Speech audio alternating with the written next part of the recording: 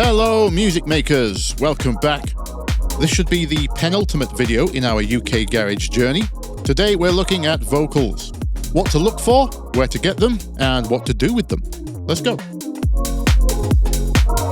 I'm getting a lot of questions recently, not just on the garage videos, on videos in general, asking where am I getting my vocals from? The answer is Splice. Not sponsored, by the way, but I am a paying member.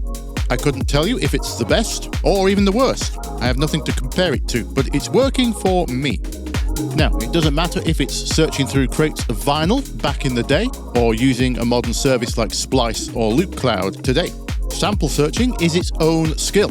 And I'm not going to pretend it's easy. I would say good vocals are the hardest samples to find. But one major tip I can give you is search terms. Because if you're searching for UK garage vocals, you're going to have very limited success. As mentioned in the previous videos, if we look at the origins of garage, like any genre, in its early inception, there would have been no such thing as UK garage vocals. They were pulled from elsewhere. And especially recently, I have noticed a trend.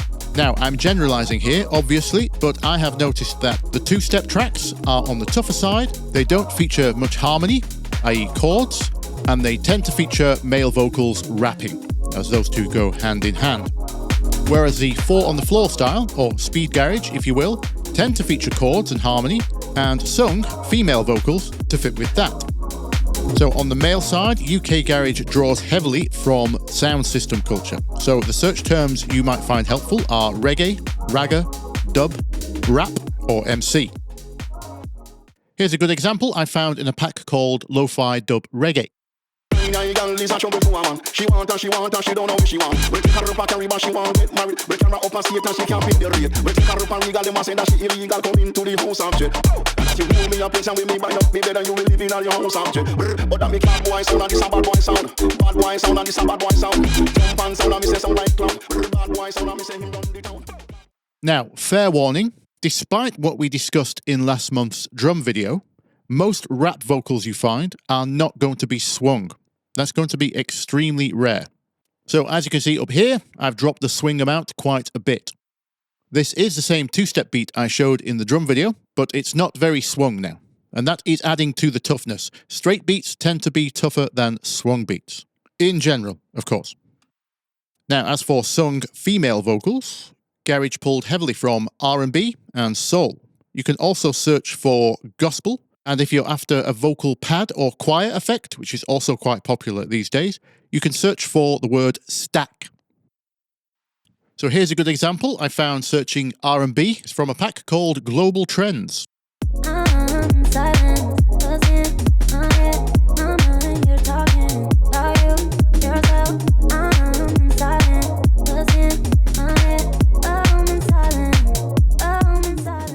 Now, top tip, be listening out for vocals with a simple, straight eighth rhythm, meaning da da da da da da da.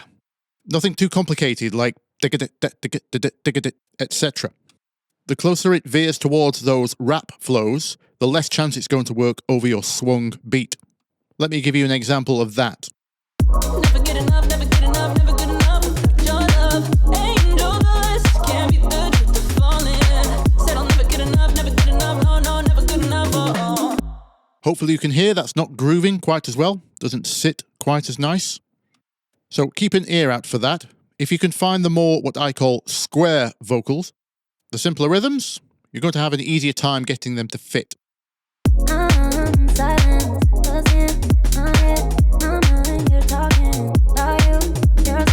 Unless, of course, you are going for that juxtapose, that extra chaos in the track.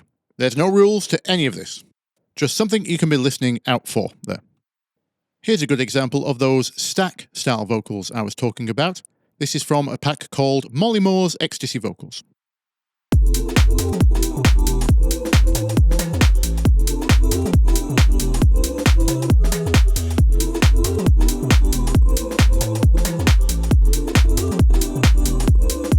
That kind of thing. And here's another simple rhythmed R&B vocal I found to fit over the top.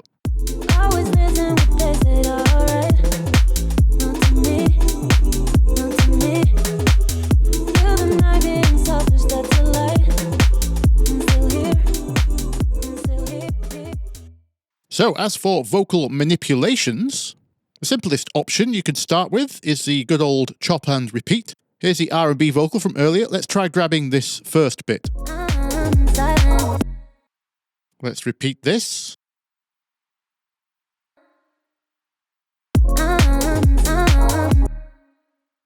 Let's let that carry on. Let's try that there, something like that.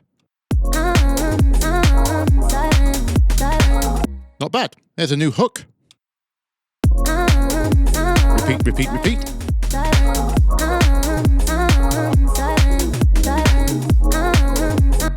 Now we could take that one stage further. Let's have a play around with the pitch. How about up 1 octave? This vocal is already pitched up +1. An octave is +12, so we need +13. Now, when you're manipulating pitch, either by a plugin or by your DAW, you should see this option, Formants. Formants refers to the harmonic structure of the sound. You can think of it as its character.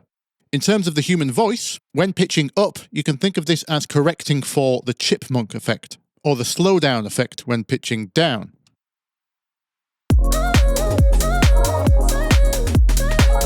Or you might just want the full DJ effect, where it sounds deliberately messed with.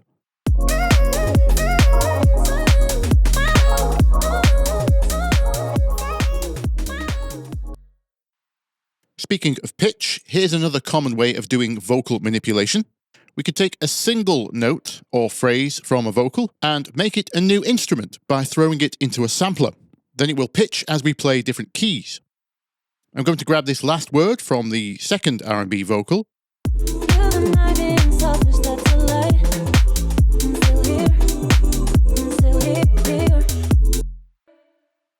I already have a MIDI track waiting here with a little bit of reverb and sidechain on. And if I just drag this down here, we now have that vocal as a new instrument. Now, bear in mind, if you don't know what note the vocal was singing, the notes you're going to be triggering now will not necessarily be the correct ones shown. By default, the sampler would expect a C note. But no need to worry, we can just press and guess until this sounds good. Let's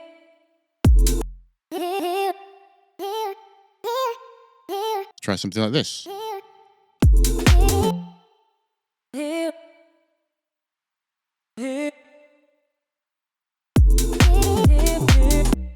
Now, do bear in mind, I have pretty good relative pitch these days after many years of working out melodies. Once I've heard a couple of notes, I will already have a very good idea of where I want it to move. So my pressing and guessing might be a little faster than yours, but the principle is the same.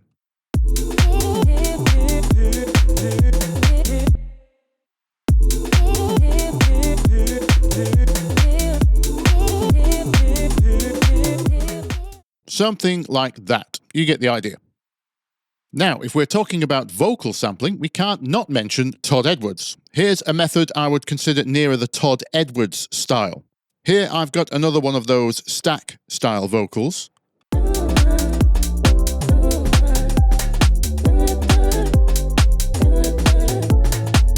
Now, what Todd likes to do is very similar to Daft Punk. We take different sections from a track, or even a whole album, and we chop and swap between them. Now, I've not got a whole track, I'm just going to use this vocal sample as the example. And I'm going to chop out a section at the beginning of each bar where the vocals are. Each vocal stab, if you will. I'm also going to cut halfway through that vocal stab and make a copy of that section. You'll see why in a second. Because they are singing ooh-ah. I want to be able to trigger from both the ooh and the ah. Now I can drag all of these into a drum rack sampler. So each one becomes its own pad. MPC style.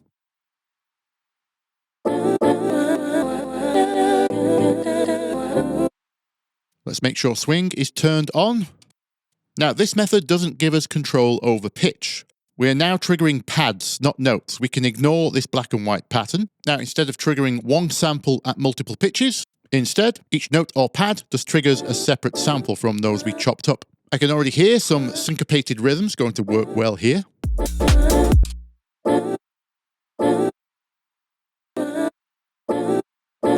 Something like this, maybe.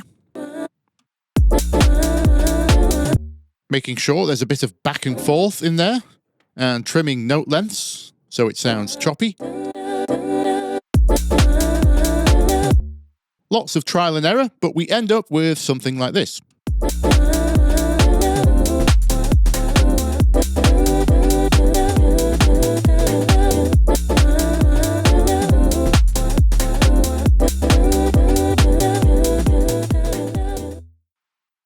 Now, the other thing I wanted to show you is this vocal chop. Instead of using a sampler, I've just taken this first note and copied and then pitched a few of them, trying to make a melody. You can see 3, 5 here, playing around with different pitches. And the other thing I did was manipulate the formants, like I showed earlier, but instead of using Ableton's internal process, which isn't automatable, I'm using the free M-Auto pitch by Melda. It comes with their free plugin bundle. If you turn off the auto-tune depth over here, or you can keep it if you like the effect, but we have separate control over formants over here. And you can see I've automated that.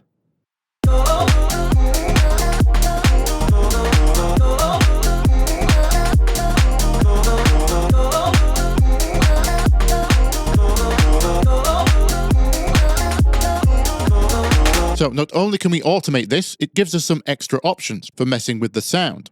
Because the formants are no longer necessarily tied to the pitch direction. I can have high formants when the pitch is going down, or low formants as the pitch is going up, giving you that extra messed up, manipulated, hip-hop sampled vibe. And last but not least is, I hope you learned something. If you did, help me out by pressing some buttons. Or if you're feeling extra generous, you can buy me a coffee with the link in the description. And until next week, I'll see you in the comments. Bye-bye.